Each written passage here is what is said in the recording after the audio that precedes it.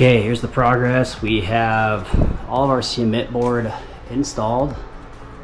First we're going to do a concrete slab. And just part of that, we are going to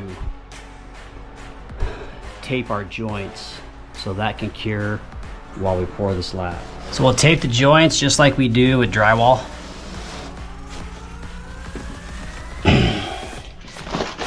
Alright, I'm going to cement board since I have some extra.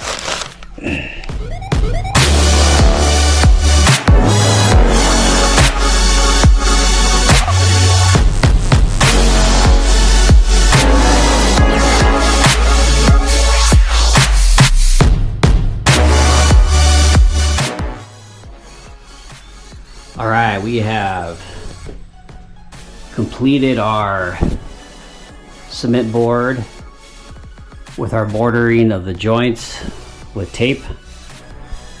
So now we're gonna go ahead and pour the slab. Okay, we're using just a high strength concrete mix. This is an 80-pound bag from Sacrete. Get it at Home Depot. Basically, I'd recommend wearing a mask. Okay, that's a little too wet. As far as you can.